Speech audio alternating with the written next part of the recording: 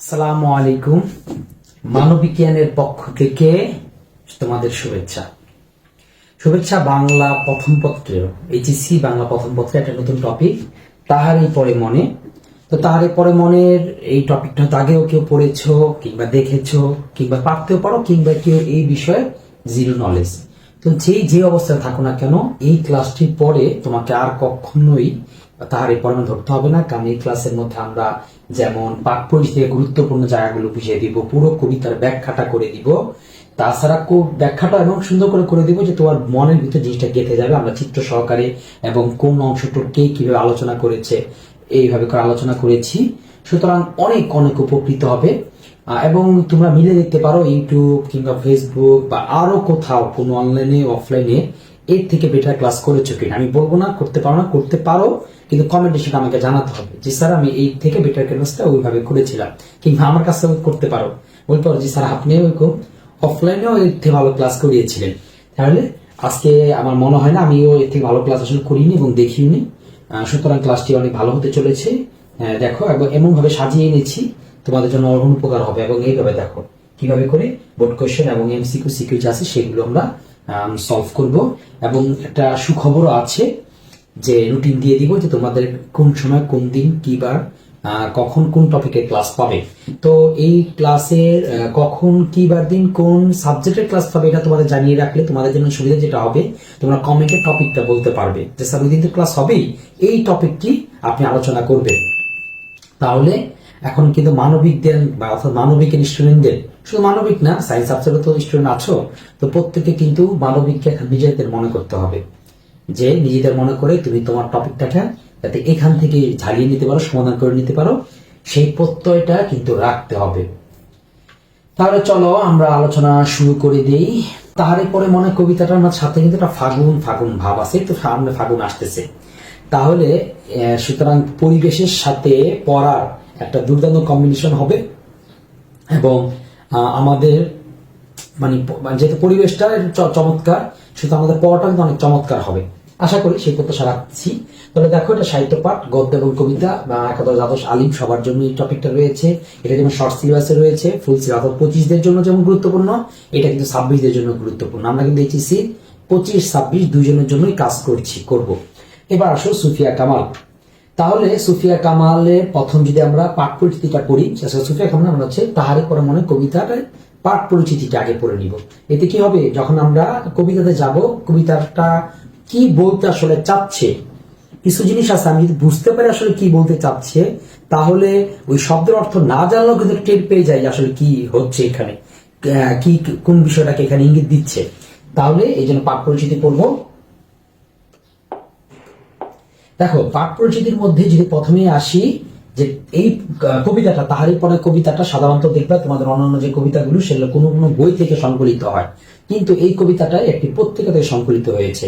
তোমাদের ক্লাসে এইগুলোর পিকচার ইতিমধ্যে আপলোড করে দিয়ে দিব, আর এটা পিডিএফটাও তোমাদের দিয়ে দিব। তোমাদের জন্য সুসংবাদ আছে এরকম, তোমরা আসলে আমার কাছে প্রচুর পিডিএফ চাও, এটা কোন পিডিএফটা কবে কোন জায়গায় রেখেছি কোথায় এটা তো আমি বলতে পারি না, কিন্তু এখন একটা সুন্দর করে শিডিউল ভাবে পাবো। আমরা ওয়েবসাইট নিয়ে নিচ্ছি, সফটওয়্যার করে ফেলতেছি, আর একটা হচ্ছে স্টাপও রেখেছি, অর্থাৎ তোমরা ওই নাম্বার কল দিলেই কিছু নির্দিষ্ট কিছু শর্ত শর্তের বিপরীতে তোমরা নোটগুলো পেয়ে যাবা। ঠিক আছে, নিশ্চয়ই এটা আমার কথার সাথে একমত হয়েছে যারা আগের ক্লাসগুলো দেখেছো এবং পেয়েছো।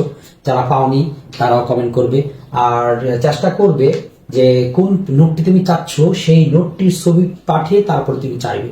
এই ভিডিওটা তো হতে পারে 2 বছর পরেও কেউ দেখবে বা 6 মাস পরেও কেউ দেখবে, তাহলে যেই হোক সেইটার মধ্যে ছবি দিয়ে তারপরে জিজ্ঞাসা করবে যে এই পিডিএফটা দেন, না তো তুমি হঠাৎ করে স্যার পিডিএফটা দেন, এভাবে বলো যে কোনটা পিডিএফ কোন জায়গায় ওই দিন আমার কোন অবস্থায় ছিলাম এটা মনে করতে পারি না। এবার দেখি তাহার মনে কবিতাটি মূলত মাসিক মোহাম্মদী পত্রে প্রথম প্রকাশিত হয়। এই কবিতার প্রকৃতি ও মানব মনের সম্পর্কে একটি গুরুত্বপূর্ণ দিক, অর্থাৎ প্রকৃতির কোন দিক, বসন্ত, শীত, সুন্দর, রিক্ততা, শূন্যতা, এই যে একটা হাহাকার, আবার মানব মনের মধ্যেও আনন্দ এক পাশে, আবার এক পাশে হচ্ছে দুঃখ কিংবা শোক, এই যে এই বিষয়গুলোকে মিলে মূলত একাকার হয়েছে। তারপর আমরা যদি দেখি সাধারণভাবে প্রকৃতির সৌন্দর্য মানব মনের অফুরন্ত আনন্দের উৎস। বস্তুত প্রকৃতির অপরূপ সৌন্দর্য যে কবি মনে আনন্দের শিহরণ জাগাবে, এবং তিনি তাকে ভাবে ছন্দে ফুটিয়ে তুলবেন সেটাই প্রত্যাশিত। কিন্তু কবিমন যদি কোনো কারণে শোকাচ্ছন্ন কিংবা বেদনা ভারাতুর থাকে, তবে বসন্ত তার সমস্ত সৌন্দর্য সত্ত্বেও কবির অন্তরকে স্পর্শ করতে পারবে না। এমন একটি ঘটনা, অর্থাৎ তিনি তার স্বামী মারা গিয়েছিলেন, সেই স্বামী মারা যাওয়ার শোকে অর্থাৎ শোকাচ্ছন্ন ছিলেন। এই শোক বিষয়ের কারণে বসন্তের আনন্দকে স্পর্শ করতে পারেনি, এমন একটি বিষয় নিয়ে কবিতাটা লেখা হয়েছে। এই কবিতায় কবির ব্যক্তি জীবনের দুঃখময় ঘটনার ছায়াপাত ঘটেছে।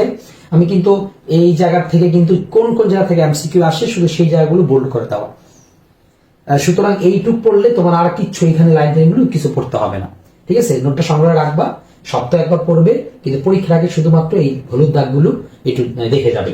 তার সাহিত্য সাধনার প্রধান সহায়ক ও উৎসাহদাতা স্বামী সৈয়দ নেহাল হোসেন, অর্থাৎ তার প্রথম স্বামী, আকস্মিক মৃত্যুতে কবির জীবনে প্রচন্ড শূন্যতা নেমে আসে। তার মানে দেখো, কবিতাটি লেখা হয়েছে 35-এ, মানে প্রকাশিত হয় 35-এ, তিনি তার স্বামী মারা যায় 32-এ, অর্থাৎ 32 বাদ দিয়ে 33 হয়তো তিনি সেই সময় লিখেছেন কবিতাটি, কিন্তু প্রকাশিত হতে 1-1.5 বছর লেগেছে।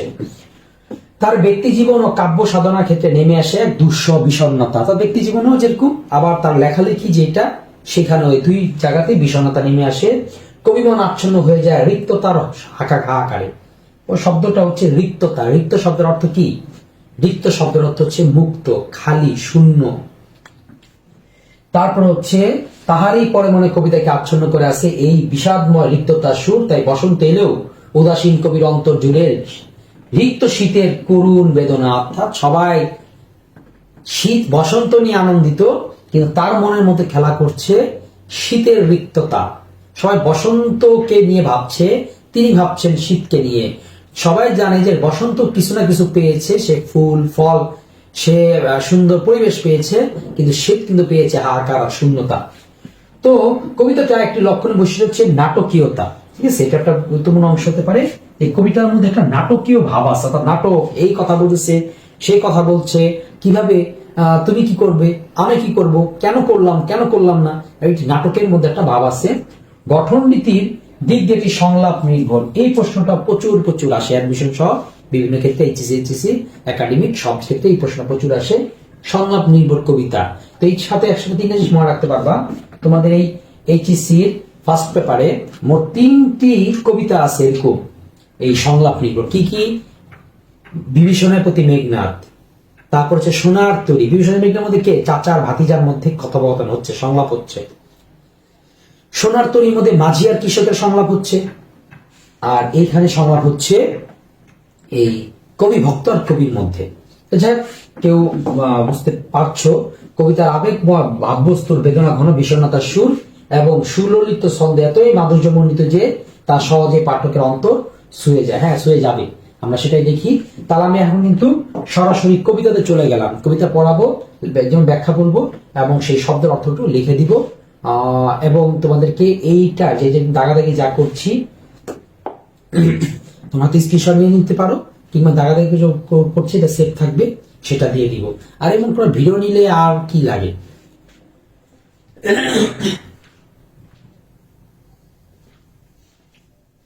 আচ্ছা, তারপরে দেখি, শুরু করি।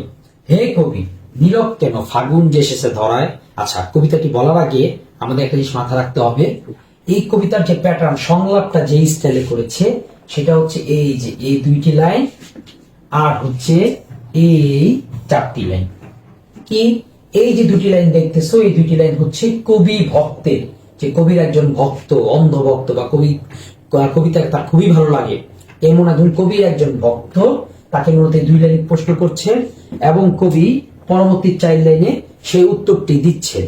এবং এই 4 লাইনের মধ্যে এখানে আবার যে 2টি লাইন রয়েছে, এই 2টি লাইনে বর্ণনা করা হয়েছে পরিস্থিতি, অর্থাৎ কবি কিভাবে উত্তর দিচ্ছেন, চোখ বন্ধ করে, চোখ খুলে, মৃদুস্বরে, জোরে, চিৎকার করে, মানে ভারাক্রান্ত মন নিয়ে, অর্থাৎ তার অবস্থাটা বলতেছে। আর এই 2 লাইনে কবির মূল কথাটা আসতেছে। দেখো, এই জায়গার মধ্যে কিন্তু দুটা অ্যাপোস্ট্রোফি এস কমা যে আছে, এটা কিন্তু কম গুরুত্বপূর্ণ, যথেষ্ট গুরুত্বপূর্ণ। দেখছো অ্যাপোস্ট্রোফি এস কমা রয়েছে, অর্থাৎ না, সরি, অ্যাপোস্ট্রোফি কমা না, উদ্ধরণ চিহ্ন। উদ্ধরণ চিহ্ন মানে অর্থাৎ উদ্ধৃতি দিয়েছে। কবি ভক্ত এই কথাটিই বলেছে, কবি এই কথাগুলোই বলেছে। তো তাদের কথাগুলোকে এমন করে দিয়ে দেওয়া হয়েছে। জিনিসটা কি আমি যতটুকু বললাম, এইটা যে আমি এটা যে একদম ভিন্ন টাঙ্গিকে দেখালাম, বিশেষ না হলে তুমি দেখো যে প্রত্যেকটার মধ্যে দেখছো এইভাবে, এই যে 2 লাইন কবি ভক্তের, এই 4 লাইন হচ্ছে কবি নিজে বলেছেন। তাহলে এইভাবে করে যদি আমাদের ক্লাসগুলো করো, এরকম অন্য অন্য সব কিছু থেকে একটা নতুন কিছু আসবে, ভেঙে চুরে নতুন ভাবনা সাজিয়ে আমরা নিয়ে এসেছি। এই যে দেখলাম প্রত্যেকটার মধ্যে কিন্তু এভাবে করে দিয়ে দেওয়া আছে, ঠিক আছে? 2 লাইন 4 লাইন, এই যে 2 লাইন, এই যে 4 লাইন, ঠিক আছে? এরকম কথা 2 লাইন, অর্থাৎ মোট একটার মধ্যে 6 লাইন করে, 6 লাইন করে এরকম কয়টা আছে? 1টা 2টা 3টা 4টা 5টা, হ্যাঁ? তাহলে 5 6 30, যদি কবিতাটিতে কয় লাইন রয়েছে? 5 6 30, এভাবে কিন্তু মনে রাখতে হবে। আমার কিন্তু সবগুলো লাইন গুনতে হবে না, মনে রাখতে হবে এরকম টেকনিক্যালে। তাহলে এবার আমরা আসি, হে কবি নীরব কেন, ফাগুন যে এসেছে ধরায়, বসন্তেরে বলিয়া তুমি লবে নাকি তব বন্দনায়। আমি যদি এখানে ডাকি হে কবি, কবিকে ডাকছে হে কবি আপনি নীরব কেন, ফাগুন যে এসেছে, অর্থাৎ ফাগুন মাস এসেছে, বসন্তকাল এসেছে। ধরা শব্দের অর্থ হচ্ছে পৃথিবী, ধরা শব্দের অর্থ পৃথিবী, হ্যাঁ, এইটুকু মনে রাখবে। বসন্তে বরিয়া, এই বরিয়া শব্দের অর্থ হচ্ছে বরণ করা, অর্থাৎ বসন্তকে তুমি বরণ করে নিবা না, লবে না, লবে মানে হচ্ছে নিবে না, কি তব বন্দনায়।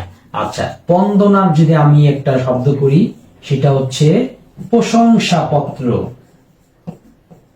প্রশংসাপত্র বলতে পারি, প্রশংসা লিখনি বলতে পারি, অর্থাৎ কাউকে প্রশংসা করে যে কাগজ বা স্তুতি গাওয়া হয়, যে গান কবিতায়, ওই জিনিসটাকে বলা হয় বন্দনা। আমরা যেমন বলি না হামদ, আল্লাহ তাআলার প্রশংসা, নাত হযরত মুহাম্মদ সাল্লাল্লাহু আলাইহি ওয়াসাল্লামের প্রশংসা, ঠিক এমনই এরকম বন্দনা বলতে এরকম কারো না কারো প্রশংসা। তো এরকম যে আপনি বসন্তকে কি বরণ করে নিবেন না, ওকে প্রশংসা করে কিংবা অন্য কিছু একটা রচনা করে ওকে অভ্যর্থনা কি জানাবেন না? তো কবি উত্তর দিচ্ছে, কহিল সে স্নিগ্ধ আঁখি তুলিয়ে, যে সেটা হচ্ছে কে? এই যে কবি। আচ্ছা, তো আমি এই কবিতাটা পড়ানোর সময় একটা দৃশ্যের কল্পনা করতে বলি স্টুডেন্টদের, কারণ দৃশ্য কল্পনা করলে পুরো কবিতাটা ওর নিজের ভিতরে কি হয়ে যাবে, ধারণ করা হয়ে যাবে। উদাহরণ দৃশ্যটা বলি, কেমন? দৃশ্যটা হচ্ছে একটি গ্রামীণ পরিবেশ, একটি পুরো প্রত্যন্ত গ্রাম, চমৎকার গ্রাম, ছবি আঁকা গ্রাম। সেই গ্রামের মধ্যে মনে করো এরকম কবি শাড়ি পরা, পা মেলে, আঁচল কই চুল কই বা সে উদাসীন ভাবে সে বসে আছে। এমন সময় তার সামনে আসলো হচ্ছে এরকম কবি ভক্ত, এসে জিজ্ঞেস করতেছে, কবি আপনার মন কেন খারাপ, কি হয়েছে? আর বসন্তকাল চলে আসলো, সবাই তো কি স্বাদ আনন্দ আনন্দ পরিবেশ, আপনি তো উঠতেছেন না, আপনি তো নতুন বসন্তকাল এসে উপলক্ষে আপনার শাড়ি পরবেন, চুড়ি পরবেন, সাজগোজ করবেন, আবার ফুল তো বসন্তকাল আসলে তো ফুল হয়, ফুল দিয়ে সাজবেন, কই আপনি সেই সাজগোজ, ঠিক আছে? তো এরকমই একটি বিষয় এখানে বোঝানো হয়েছে। তারপর কইল সে স্নিগ্ধ আঁখি তুলি, দক্ষিণ দুয়ার গেছে খুলেছে। কবিতা কি উত্তর দিচ্ছে দেখো, সেটা প্রশ্ন করছে বসন্তকাল এসেছে, কবি এখন এমন উদাসীন, সে জানেই না, সেজন্য জিজ্ঞেস করতেছে, ও বসন্তকাল এসে গেছে, ও আচ্ছা, বসন্তকাল আসলে কিছু সিমটম ঘটে, যেমন আমরা কি বলবো, কাউকে বললাম ঈদ তো চলে আসছে, তবে ঈদ চলে আসছে, কই চাঁদকে দেখা গেছে, আমরা এরকম প্রশ্ন করবো না? ঠিক কবিও বসন্তকাল এসেছে কিনা এটা নিশ্চিত হওয়ার জন্য আর প্রশ্ন করছে, কি দক্ষিণ দুয়ার গেছে খুলি, কেন দক্ষিণ দুয়ার খুলবে? অর্থাৎ বসন্তকাল আসলে দক্ষিণ দিক থেকে বাতাস আসে, সেই বাতাসের দুয়ার তো খুলে যাওয়ার কথা, সেটা কি খুলেছে? বাতাবি লেবুর ফুল ফুটেছে কি, অর্থাৎ বাতাবি লেবুর ফুল ফুটার কথা, বসন্তকাল আসলে অনেক অনেক ফুল ফুটার কথা, লেখিকার কারণ বাতাবি লেবুর কথাই মনে হয়েছে। ফুল কি ফুটেছে কি আমের মুকুল, আমের মুকুল এই সময় সিজনে কিন্তু গাছে গাছে আমের মুকুল গুলো দেখা যায়। দক্ষিণা সমীর তার গন্ধে গন্ধে হয়েছে কি অধীরাকুল।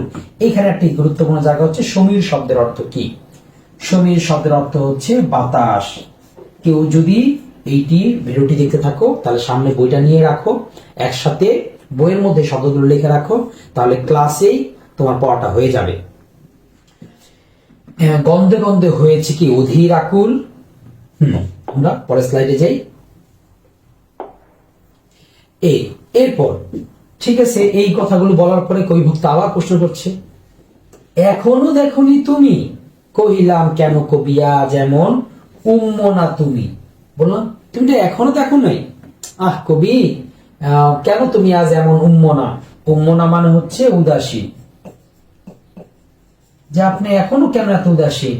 কোথা তব নব পুষ্প সাজ, আপনার ফুলের সাজ কোথায়? বসন্তকাল আসলে আপনি তো ফুল দিয়ে সাজাজি করবে।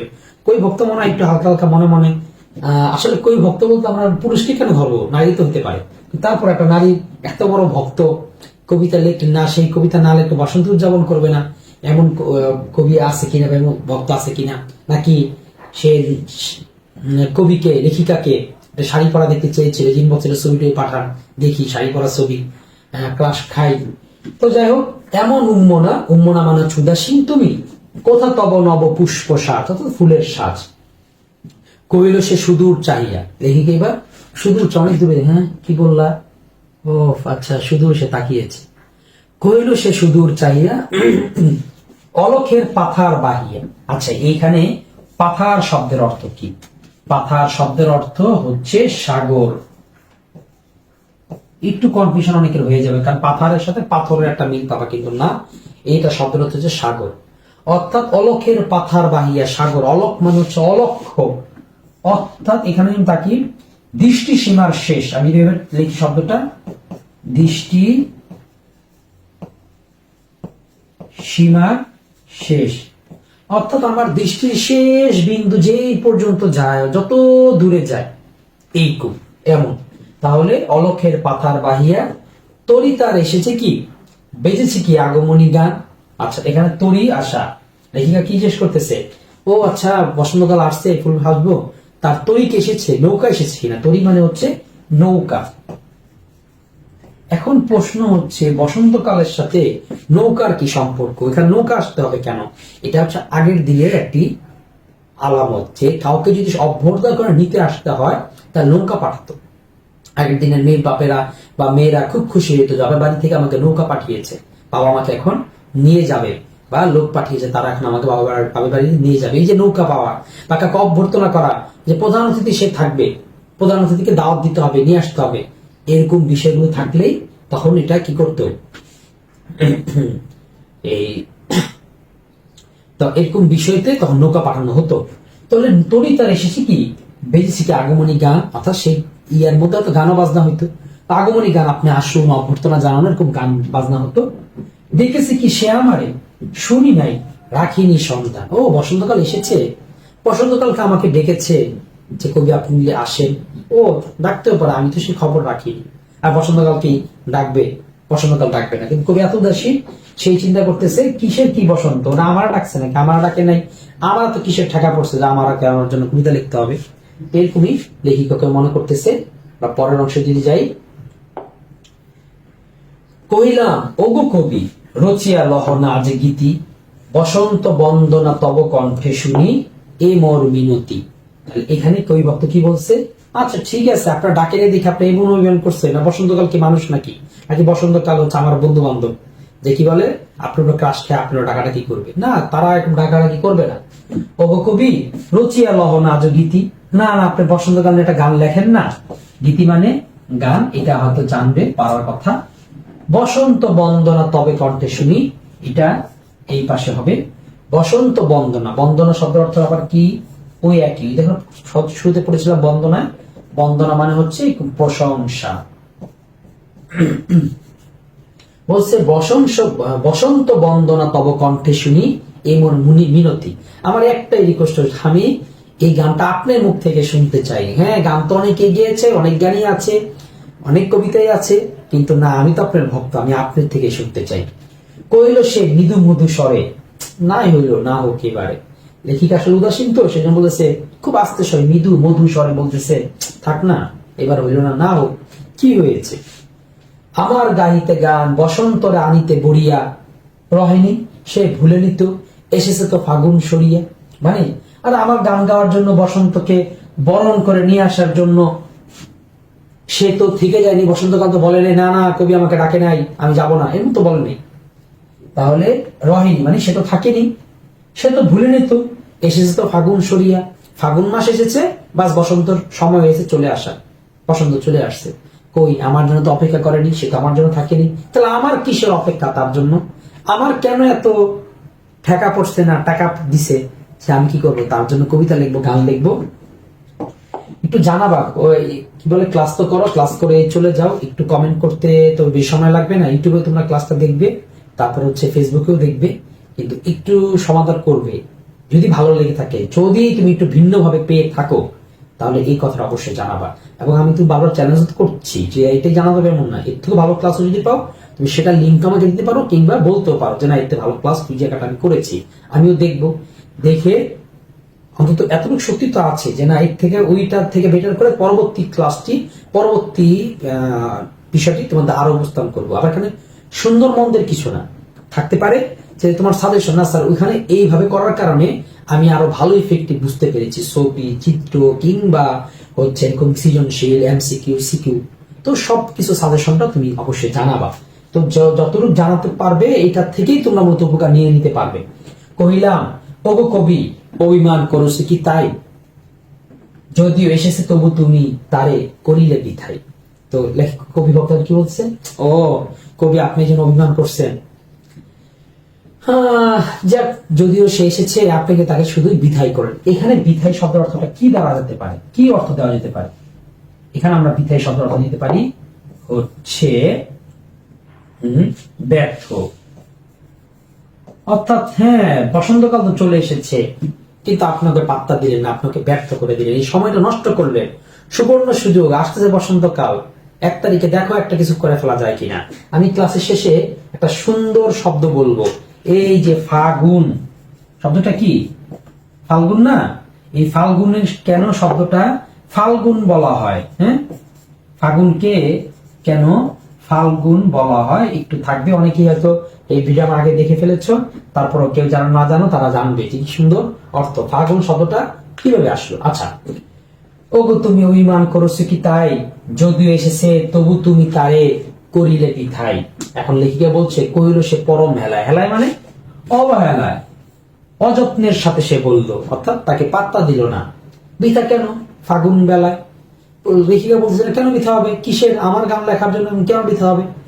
কেন বৃথা যাবে না সে যুক্তি দিচ্ছে।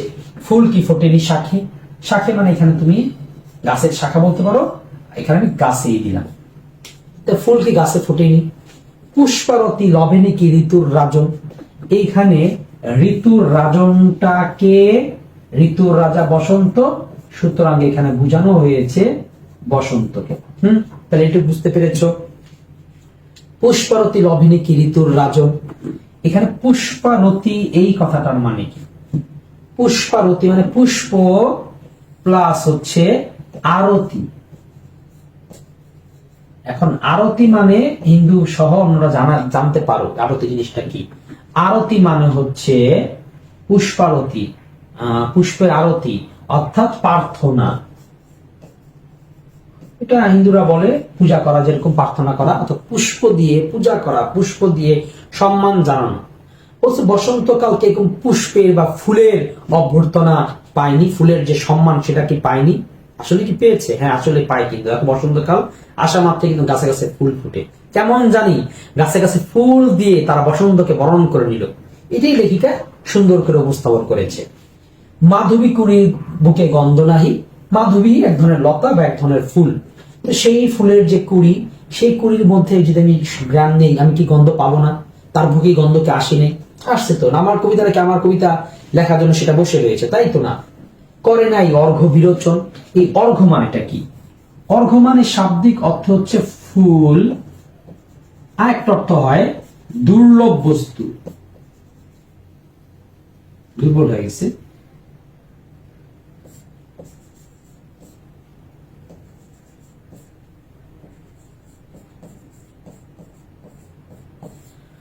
তার মানে অর্ঘ্য মানে হচ্ছে ফুল। আবার দুর্লভ বস্তু কেন বলে? কারণ হিন্দুদের মতে পূজার যে ফুলটা সেটা তারা অনেক কষ্ট করে খুঁজে বের করে, এটা তার জন্য দুর্লভ। মানে এমন ফুলই করতে হবে যেটা যাযাবর ধরেনি, যাযাবর না কি বলে জবানিকা ধরেনি, কিংবা কোন মুসলিম ধরেনি, কিংবা কোন নিচুজাত ধরেনি। এটা একটা খারাপ দিক যে নিচুজাত সাথে তারপর অন্যদের সাথে ফুল ধরলে অপবিত্র হয়ে যাবে এমন একটি মনে করা। এখন আবার করছে না, এখন তারা অনেকই আধুনিক মানসিকতা চলে আসতেছে। এটা একটা বিষয় ছিল। তাহলে করে নাই অর্ঘ্য বিরোচন, যেমন দেবী পায়ে যেমন কি করে ফুলের চরণে, চরণ তো পা, তো এখানে যেমন কি করে ফুল দেওয়া হয়, তো এমনই যে বসন্তকাল কি ফুলের সম্মাননা পায়নি? পেয়েছে তো। আচ্ছা এরপর যাই হোক, শেষ আমাদের প্রায় ইয়াতে লাস্টের দিকে চলে এসেছি। আর এই লাস্টের প্যারাটাই সবচেয়ে গুরুত্বপূর্ণ। সৃজনশীল যা আসবে এইটাই হচ্ছে সারমর্ম। বারবার একটা সৃজনশীলের গ কিংবা ঘ এখানে থাকবে, আর কখন থাকলে থাকলে, কিন্তু এই কবিতাটার মূল জায়গাটাই হচ্ছে এই জায়গাটা, লাস্টের লাইনটা। তো সেই কবি ভক্ত বলছে, হোক তবু বসন্তের প্রতি কেন তব তীব্র বিমুখতা। ঠিক আছে, এটা হয়, বসন্ত আপনার সব যুক্তি মেনে নিলাম, বসন্তকাল আপনার জন্য অপেক্ষা করেনি, বসন্তকাল ফুলের অভ্যর্থনা পেয়েছে, কিন্তু তারপরেও লেখিকা আপনার কেন এত তীব্র বিমুখতা, আপনি কেন এই জিনিসটা বিমুখ হয়ে রয়েছে, এগুলা দিকে মুখ ফিরে তাকাচ্ছেন না। কহিলাম উপেক্ষায় ঋতুরাজে কেন তুমি দাও ব্যথায়। কবি ভক্তি বলতেছে, আপনি ঋতুরাজকে, ঋতুর রাজাকে, বসন্তকালকে আপনি কেন উপেক্ষা করেন, কেন অগ্রাহ্য করেন, কেন তাকে গ্রহণ করে নেন না, নেগলেক্ট কেন করেন। কবি, দাও তুমি ব্যথা, তুমি তাকে কেন ব্যথা দাও। কহিল সে কাছে সরিয়ে আসি। তো লেখিকা বলে, এই কাছে আয়। এই যে এতক্ষণ এরা যেন অপেক্ষা করতেছিল একটু লেখিকা কাছে ডাকবে, তো যাক কাছে ডেকেছে, কে কাছে আয়। তারপরে শোন ঘটনা কি। ঘটনা হচ্ছে কুহিলি উত্তরি তলে মাঘের সন্ন্যাসী। এখানে কুহিলি শব্দের অর্থটা জানতে হবে। কুহিলি মানে হচ্ছে কুয়াশা, ঠিক আছে। তাহলে কুহিলি উত্তরি, এরপর উত্তরি শব্দের অর্থ কি। উত্তরি শব্দের অর্থ হচ্ছে চাদর, অর্থাৎ কুয়াশার চাদর গায়ে দিয়ে মাঘের সন্ন্যাসী। এখন প্রশ্ন হচ্ছে মাঘের সন্ন্যাসীটা কে। যেমন ঋতুর রাজন বলতে বসন্তকালকে বুঝিয়েছে, এরকম মাঘের সন্ন্যাসী বলতে বুঝিয়েছে শীতকালকে। এখন প্রশ্ন হচ্ছে শীতকালের সাথে সন্ন্যাসীর মিলটা কোথায়। শীতকাল যেমন যখন আসে প্রকৃতির মধ্যে একটা রুক্ষতা, শুষ্কতা এবং হচ্ছে শূন্যতা বিরাজ করে, গাছের পাতাগুলো সব পড়ে যায়, যেমন টাকলা টাকলা লাগে, হাহাকার করে, সবটা খুব খালি খালি জায়গা লাগে। তো সন্ন্যাসীরাও তো এরকম জীবনের সমস্ত সংসার ত্যাগ ত্যাগ করে তারা ঘর থেকে বের হয়ে চলে এসেছে। তো এই জন্যই বলেছে মাঘের সন্ন্যাসীর সাথে শীতকালকে মিলিয়েছে। তো শীতকাল যেমন কুয়াশার চাদর পরে চলে গেলেই তো আসে বসন্তকাল, তাই না। দেখো কিভাবে চিন্তা করেছে একদম ঋষি, সে যেমন বনের মাঝখান দিয়ে চলে যাচ্ছে, কিন্তু চারপাশ দিয়ে কি হাহাকার, শূন্য, পাতার ফুল নাই, ফল নাই। তো এইভাবে মধ্যে সেই মাঝখানে চলে গেল, তিনি কোনো সমাদর এবং কোনো প্রাপ্তি তিনি পেলেন না। কিন্তু এরপর আবার যে আসলো, তাকে সব গাছেরা ফুলে ফুলে ভরিয়ে তুলতেছে। দৃশ্যটা এমন না, শীতকাল যে যায় খালি হাতে, কিছু না নিয়ে, রুক্ততা, শূন্যতা নিয়ে, কিন্তু বসন্ত আসে এরকম অনেক অভ্যর্থনা নিয়ে। লেখিকা সেটাই বলতেছে, তুমি আজকে বসন্ত আমাকে উদযাপন করতে বলতেছো, আমার তো মায়া লাগতেছে শীতের জন্য। ও কি পেল আসলে, শীত বলতে কাকে বুঝাইছে বুঝতে পারতেছো, তার প্রথম স্বামীকে। এই যে কত সুন্দর আর্ট, বলবে একটা কিন্তু বুঝাবে আরেকটা। এই যে এখানে তিনি হাউকাউ করতো, ও আমার স্বামী হলো, তুমি মেরে গেলা, কি আমার কি হইব, এটা হলে তার কবিতা হইতো না। এই জন্য তিনি এরকম আর্টের মধ্যে লিখেছে, কারণ কি শীত, বসন্ত, এটাই তো আসলে সৌন্দর্য কবিতার। তো বলতেছে কুয়াশার চাদর দিয়ে ঘেরা, কুয়াশার চাদর পরে শীতকাল চলে গিয়েছে ধীরে পুষ্পশূন্য দিগন্তের পথে, এরকম ফুল ফলহীন এবং পুষ্পশূন্য দিগন্ত সেটাতে চলে গেছে। দেখতে দেখতে এক সময় দিগন্ত পার হয়ে তাকে আর দেখা যায়নি, তো তাকে আর দেখা যাচ্ছে না। তো লেখিকা বলছে আবার কিভাবে, রিক্ত হস্তে, অর্থাৎ খালি হাতে, সে কিছুই নিয়ে যেতে পারেনি। বসন্তকাল আসার পরে তো সব পেয়ে পাচ্ছে, কিন্তু শীতকাল কিছুই পায়নি।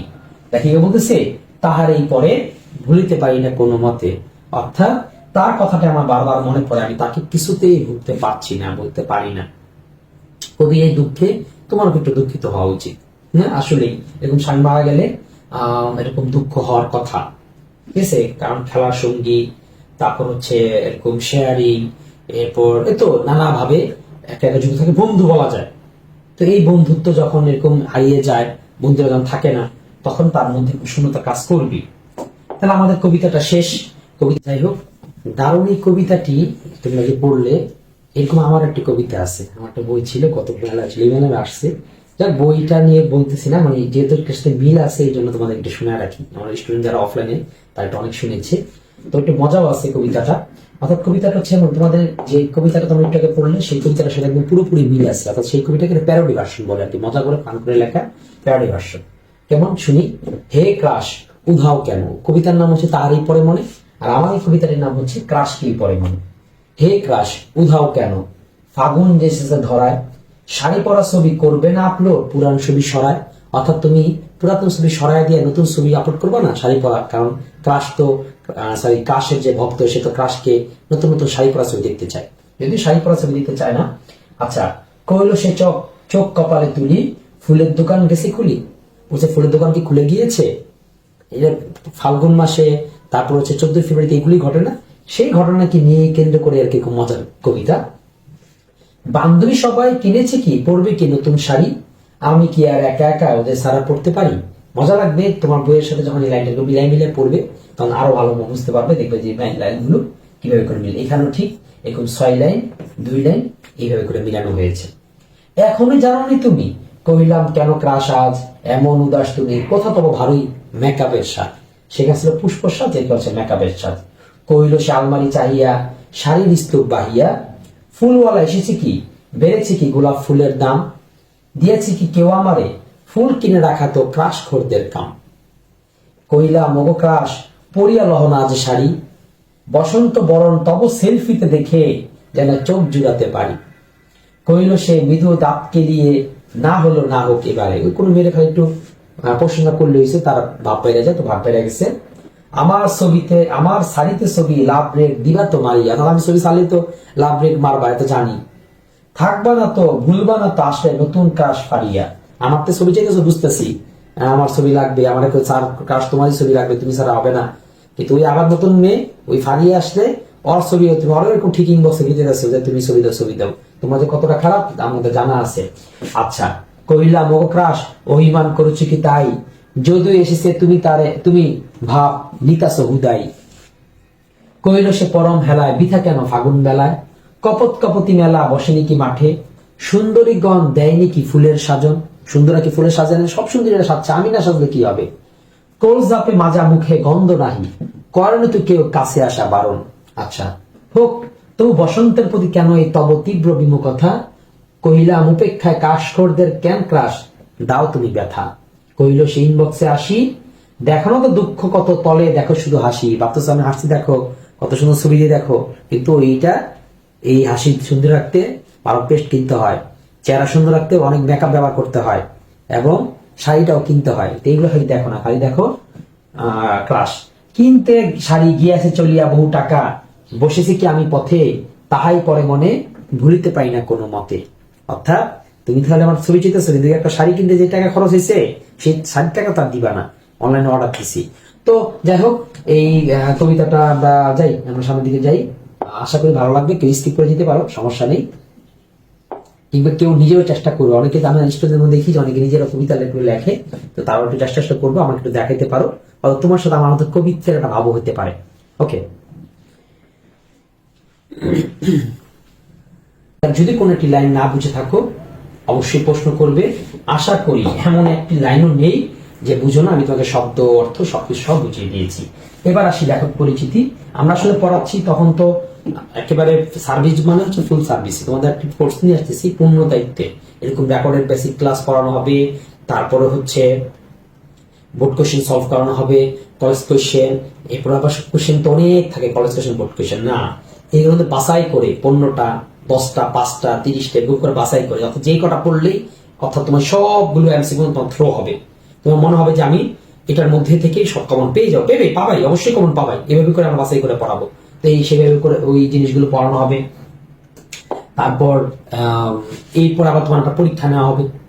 তারপরও মনে করো তুমি পড়তে গিয়ে একটা জায়গা হয়তো থাকলো, স্যার এইটা তো বুঝতে পারলাম না, আমরা এমন করে বেসিক ক্লাস এমন করাবো প্রশ্ন থাকবে না, তারপরও থেকে গেল স্যার আমার পার্সোনাল ভাবে এই জায়গাটা বুঝি না, ওইটা কেন হইলো না, সেটার জন্য থাকবে লাইভ ক্লাস। হ্যাঁ, এত সুন্দর করে এবং কারণ প্রত্যেক দিন প্রত্যেক দিন একটা টপিক শেষ করানো হবে। আর তোমার পরীক্ষার সামনে যে সময়টা আছে, পুরো সময়টা দায়িত্ব আমরা নিয়ে, পুরো রুটিন তুমি সকাল থেকে কি পড়বে, ঘুম থেকে উঠে রেকর্ডিং দেখবে, তারপরে হচ্ছে সারাদিন নিজে পড়বে, এরপর হচ্ছে পরীক্ষার বা কোশ্চেন সলভ করবে, সলভ করার পরে এরপর তুমি তোমার প্রবলেম সলভ করবে রাতের বেলা একটি মানে সাহসের সাথে, না আলহামদুলিল্লাহ আমার এই টপিকটি শেষ হয়েছে, এবং খুব দুরন্ত ভাবে এরপর তুমি ঘুমাতে যাবা। পরের দিন আবার সেই নতুন করে উঠে আবার সেই নতুন একটি টপিক বেসিক পড়বে, নিজে পড়বে, এমসিকিউ পড়বে, সলভ করবে, পরীক্ষা দিবে, সমস্যার সমাধান করবে, বাস আবার ঘুম। এইরকম করে আমরা নিয়ে আসতেছি। তো যাই হোক, সাথেই থাকবে। আচ্ছা, নামকরণ সুফিয়া কামাল, তিনি শুধু কবি না, তাকে একটা ডাকা হতো জননী সম্ভাষণে, কারণ তিনি বাংলাদেশের অনেক অনেক আন্দোলনে যুক্ত হয়েছিল। দেখো তার জন্ম হচ্ছে 1911 থেকে মৃত্যু 1999। তার মানে পুরো বাংলাদেশের পুরো ইতিহাসটা, ভারতবর্ষের পুরো ইতিহাসটা তিনি দেখেছেন। অর্থাৎ ইংরেজে তিনি দেখে ফেললেন, তিনি রবীন্দ্রনাথ, কাজী নজরুল, তিনি হতে পরে স্বাধীনতা, ভাষা আন্দোলন, তারপর হচ্ছে দেশ বিভাগ, 47 দেশ বিভাগ, 69 গণ অভ্যুত্থান, 71 যুদ্ধ, যুদ্ধের পরবর্তী দেশের মধ্যে যে স্বৈরাচারের উত্থান, এরপর হচ্ছে সেটার পতন, বঙ্গবন্ধুকে হত্যা, এরপরে যে নতুন সরকারের শাসন, এরপর এরশাদের আমল, আবার নির্বাচন, অর্থাৎ তিনি সব দেখে ফেলেছেন। এই জন্য তাকে কিন্তু সেই সময় শ্রেষ্ঠ কবির শ্রদ্ধা করা হতো। নারী আন্দোলনের তিনি সব সমগ্রণী ভূমিকা থাকতেন। তোমরা জাহানারা ইমাম নাম শুনেছ, 71 দিনগুলো তুমি পড়েছ। জাহানারা ইমামরা কিন্তু এই সুফিয়া কামালকে আপা বলে ডাকতেন এবং গুরুজন হিসেবে মানতেন। তো যাক, সেই সুফিয়া কামাল, তার বাড়ি ছিল বরিশাল। ঠিক আছে, বরিশালের কারা কারা আছে কমেন্ট কিন্তু জানাবা। ঠিক আছে, বরিশালের একটা পাওয়ার, কিন্তু বরিশালের মনে রাখবা। তোমার জিজ্ঞেস করো তোমার বরিশালের বিখ্যাত কে, বরিশালের বিখ্যাত সবগুলো নামকে তোমাকে মনে রাখতে হবে। ঠিক আছে, এবং নামের সাথে যে করা নাম বলবো, বলার শেষে কিন্তু তোমার নিজের নামটা বলে দিবা, কারণ বরিশালে তুমিও তো বিখ্যাত। আমাকে যদি কেউ বলো আমার দেশে বিখ্যাত, যদি একটা নাম বলি সেটা আমার নাম বলি, যদি 5টা বলি তাহলে সবার নাম পরে আমি বলি, কিংবা 10টা বলে আগে আমার নাম বলে বাকিদের নাম বলি। বিখ্যাত তো হবাই। ঠিক আছে, হবই বা হবাই কোনো না কোনো ভাবে। আচ্ছা, আর তিনি, তার বাবা বাড়ি ছিল হচ্ছে কুমিল্লা, এত থাকতেন কুমিল্লা, জন্ম নিয়েছিল মার বাড়ি, যেহেতু নানি বাড়িতে বরিশালে। এবার পিতার নাম আব্দুল বারী, মায়ের নাম সাবেরা বেগম। দরকার নেই, তার মাতা পিতার নামটা আসবে না, আমরা পড়তে যাব না। অনেকে বলে স্যার চলে তো আসে, এই কথাটা শুনলে সবচেয়ে বিরক্তি লাগে। ভাই তোমার কি চলে আসবে না? জাহানারা ইমামের কি তোমার প্রশ্ন করা বাকি থাকতে পারে? প্রশ্ন তো অনেক কিছুই হতে পারে। তোমার ক্লাসে আসলে কেন আসো? ক্লাসে আসো স্যার কি যে প্রশ্ন হইতে পারে, কিন্তু কোনগুলো হবে, হওয়ার সম্ভাবনা বেশি। গাইড নোটের মধ্যে ফালতু প্রশ্ন দিয়ে ভরা, কিন্তু সেগুলো জীবনে আসে না। জীবনে কোনগুলো আসবে, পরীক্ষায় কোনগুলো আসবে, সেটা বোঝার জন্য তো বসেছো। তাহলে এই ধরনের প্রশ্ন, ফালতু প্রশ্ন তোমরা কেন করো? স্যার যদি পরীক্ষা চলে আসে, তুমি পরীক্ষা এই জন্য পড়ে যাও, সব পড়ে ফেলো। শুধু তার বাবার মার নাম কেন, তার দাদা দাদির নাম কি ছিল, নানা নানির নাম কি ছিল, শ্বশুর সম্বন্ধীর নাম কি ছিল, তার বয়ফ্রেন্ড কয়টা ছিল, কয়টা স্যাক খেতেন, ফাইভ কয়টা ছিল, সব পড়ো। ঠিক আছে, এরপর তার শিক্ষা জীবনের কথা যদি বলি, শিক্ষা জীবনটা আসলে গুরুত্বপূর্ণ, কারণ তিনি বাঙালি মুসলিম নারীদের কাটাতো গৃহবন্দী জীবন। তিনি যখন যেই সময় জন্ম, সেই সময়কালটা এই অবস্থা, নারীরা পড়াশোনা করবে না, করার মধ্যে গৃহবন্দী থাকবে। তো স্কুল কলেজে পড়া কোনো সুযোগ তাদের ছিল না, বরং নিষিদ্ধ ছিল, বই ছিঁড়ে ফেলা হইতো। বিশেষ করে মুসলমানদের মধ্যে তেমন একটা সমস্যা না, হিন্দুদের মধ্যে বেশি ছিল যে কিছুতেই কি করতে পারবে না, মেয়ে পড়তে পারবে না, পড়লে নাকি স্বামীর হায়াত কমে। এভাবে করে একটি আড়ষ্ট বা কুসংস্কার সমাজ ছিল। তিনি ওই বিরুদ্ধ পরিবেশে তিনি প্রাতিষ্ঠানিক শিক্ষার সুযোগ হয়তো পাননি, কিন্তু নিজে একা একা পড়েছে, একা একা তিনি এত পড়ে ফেলেছেন, তিনি স্বশিক্ষায় শিক্ষিত হয়েছে। শুধু অনেক পড়েছেন, ভার্সিটির অধ্যাপিকা বন্ধ হয়ে গিয়েছিলেন। তাহলে বুঝুন কত পড়া করলে পরে এইটা সম্ভব হয়। তো তার মধ্যে তিনি বাংলা ভাষা ও সাহিত্যের চর্চা আত্মনিয়োগ করেছেন।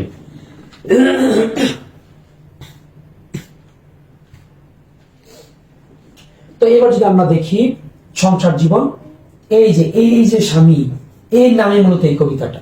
তাহার এই পরে মনে, তাহার একটা কে, এই তাহারটা কে, এটা হচ্ছে সৈয়দ নেহাল হোসেন। অর্থাৎ তার সাথে 22 সালে বিয়ে করে, 32-এ সংসার, মানে তিনি মারা যান, অর্থাৎ 10 বছরের সংসার।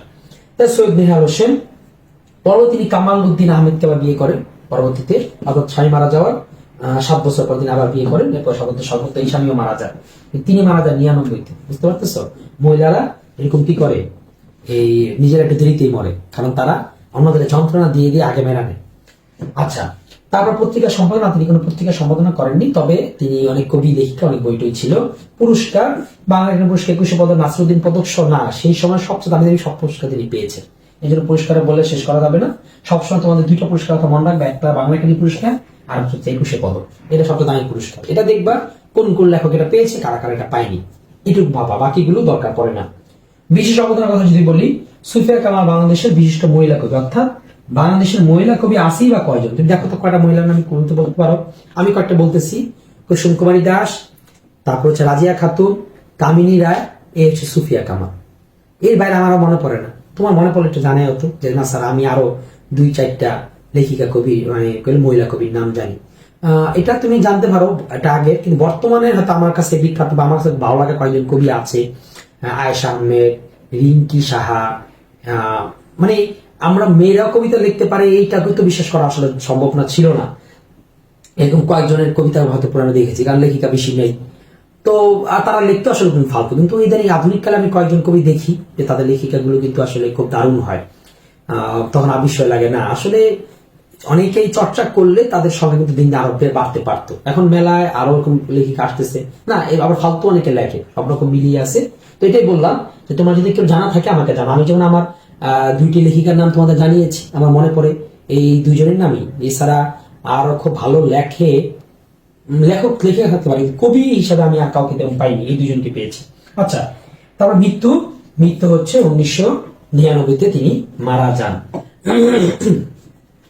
এখন লেখক পরিচিতি সম্পর্কে আরেকটি যে আসে সেটা হচ্ছে এইটার সবচেয়ে গুরুত্বপূর্ণ। কি? লেখকের পরিচিতি। বইগুলো থেকে প্রশ্ন বেশি আসবে। আগে যেগুলো বলছি সেটা তো বেসিক জেনে রাখতে পারবা, একবারই পড়বে, কিন্তু এইটা হচ্ছে মুখস্থ করবে, পড়তেই হবে, পারতেই হবে, এই টাইপের প্রশ্ন বেশি বেশি আসবে। আবার সেটাকে আমরা সাজিয়ে দিয়েছি। তোমাদের এই নোটটা তৈরি করতে হয়েছে কালকে সারা রাত ধরে। ওই যে রাত জেগে করেছি, ঠান্ডা ছিল, এই গলা বসে গেছে। বিষয়টা একটু ভালো সুন্দর দৃষ্টিতে দেখো, কি আর করার কিছু করার নেই। তো দেখো আমি এখানে সাজিয়ে দিয়ে এলাম, এই জন্য এইভাবে করে আমি সব লেখিকাদের আমি এইভাবে সাজিয়ে দিই। কারণ কি? তুমি যাতে খুব সহজে মনে করতে পারো যে না তার তো কোনো উপন্যাস নাই, তার তো কোনো নাটক নাই, তার তো কোনো প্রবন্ধ নাই, এটা মনে করতে পারো, এই জন্য এইভাবে সাজিয়ে দেওয়া। অনেক কাছে যেটা যেটা থাকে সেটা আমি যেটা নাই সেটাও আমি দিয়ে রাখি, যাতে খালি চোখে জিনিসটা বোঝা যায়। অর্থাৎ আমি নোটগুলো তৈরি করি, খুব বেশি চেষ্টা করি স্টুডেন্টদের সাইকোলজি গুলো ভাববার, যে পড়া মনে রাখা, মুখস্থ করা, পড়া কাতস্থ করার সাইকোলজি গুলো কি কি সেগুলো অ্যাপ্লাই করি, যার ফলে তোমাদের আসলে মনে করি যে এটা একটু বেশি উপকার হয়। তো তার কাব্যগত আর কবিতার বই কি কি? সাজের মায়া, মায়া কাজল, উদাত্ত পৃথিবী, এই তিনটে বড় করে দিয়েছি, মানে এই তিনটে মুখস্থ করো। বাকিগুলো আপনি মুখ দিয়ে একটু দেখো, আর এমনি মুখস্থ করার দরকার নেই, পরীক্ষা আসতে পারে নাও আসতে পারে। এই তো এই তিনটা আসবে। আর গল্পের বই দুইটাই, কিন্তু এর মধ্যে তোমাদের আসবে হচ্ছে কেয়ার কাটা। তো মন রাখার সিস্টেমটা কি? মন রাখার সিস্টেম হচ্ছে তিনি যেহেতু নারী কবি ছিলেন, তিনি যেহেতু নারী ছিলেন, তো তার কবিতাগুলোর মধ্যে একটু নারীত্ব ভাব আছে, নারী ভাব আছে। কেমন নারী ভাব? যেমন সাজের মায়া, আরে মায়া কার থাকে? মায়া তো মেয়েদেরই থাকে। আবার দেখো কাজল, এই যে মায়া আবার কাজলটা তো মেয়েরাই দেয়। এবং উদাত্ত পৃথিবী, এটা সব মেয়ে না, কোনো মেয়ে এত উদার, তার ইনবক্সে অনেক ছেলেদের লিস্ট আছে। তো যাক, তো সুফিয়া কামাল এমন ছিল কিনা জানি না, কিন্তু উদাত্ত পৃথিবী, তিনি পৃথিবীর জন্য উদার ছিলেন, এইটা হতে পারে। আরেকটা হচ্ছে কেয়ার কাটা, মেয়ে তো চুলের মধ্যে খোপার মধ্যে কাটা পড়ে, তাই না? এই তো এইভাবে করে আমরা এটা মনে রাখতে পারি। আর বাকিগুলো এটা তার ভ্রমণকারী, শহীদের দিনগুলো আসতে গিয়েছিলেন।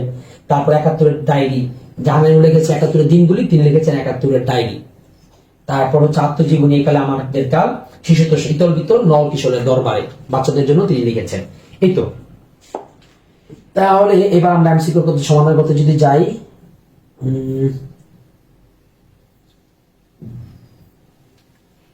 আচ্ছা এরপর দেখি তাহার পরে মনে এইখানে এই বোর্ড কোশ্চেন এবং কলেজ কোশ্চেন এমসিকিউ সিকিউ, এইটার জন্য তোমাদের ক্লাস থেকে এই টেস্ট পেপার থেকে তোমাদের আমি সলভ করাবো।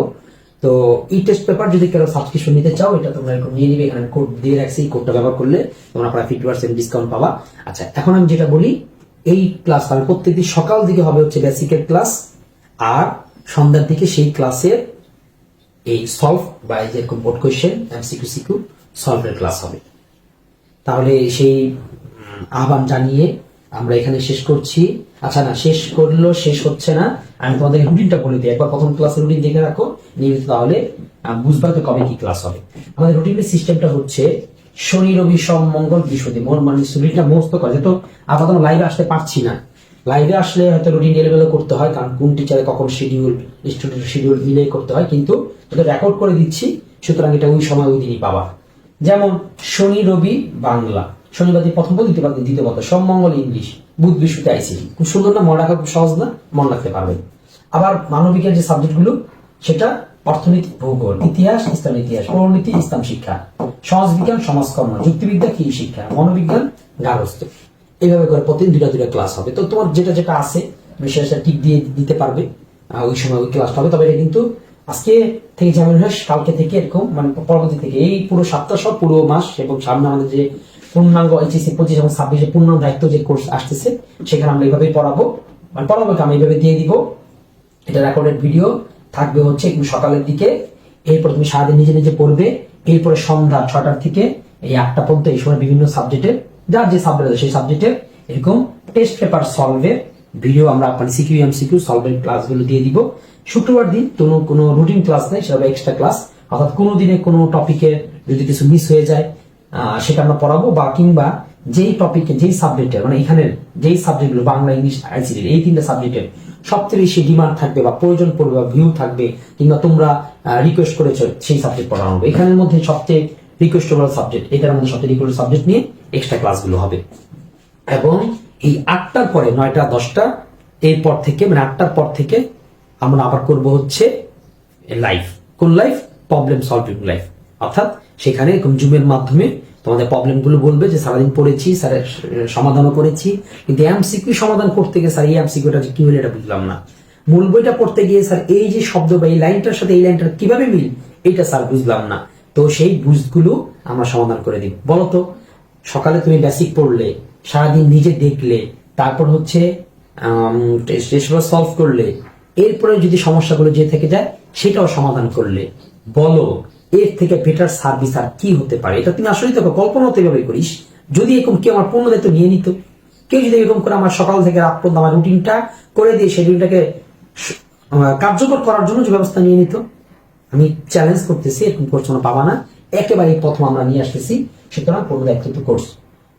আর এরপরে যে লাইভ ওই যে এটা বললাম প্রবলেম সলভিং যে ক্লাসটা হবে সেটা মূলত এখন দিতে পারছি না, কয়েকদিন পরে আসবে।